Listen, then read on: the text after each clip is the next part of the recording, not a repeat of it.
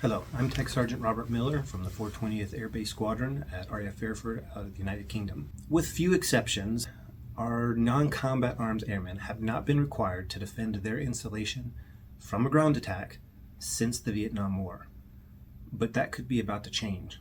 The evolving threat of peer adversaries and the development of new operational doctrines like agile combat deployment and hub and spoke both put our airmen at an increased likelihood of being called upon to take a more active role in base defense. Our Air Force leadership has identified this need with the implementation of Ready Airmen training. This training covers everything from base defense, communication, and so much more. Unfortunately, that training is typically delivered to our airmen in either computer-based training or mass briefings. Neither of these methods are ideal ways to train airmen on skills that they may need to perform, as they include no hands-on component or evaluation.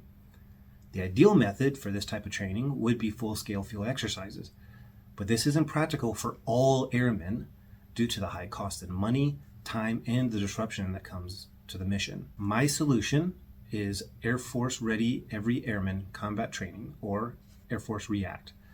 This combines our increased access to 3D printing with old-school low-tech tabletop wargaming.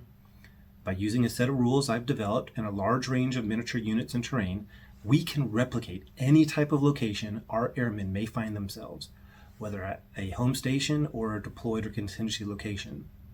We can then run them through combat-based defense scenarios.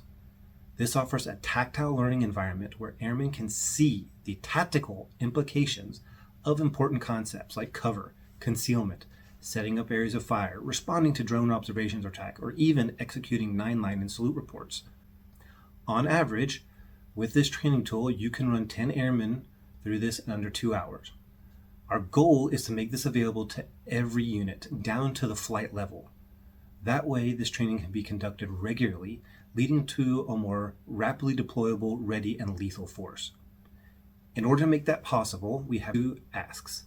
First, we need to build a database accessible by all the units that will contain everything they need, from the 3D printable files, assets, and the rules and example training scenarios. Second, we need to fill that database with the 3D printable files. They need to be a variety that can represent all the kinds of buildings, vehicles, units, and terrain that our airmen might find themselves in.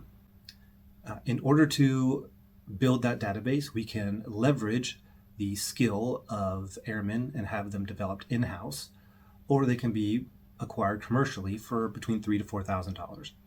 The cost for the end user, that being the flights or the squadrons, is less than $200 in printing material and a small list of purchasables.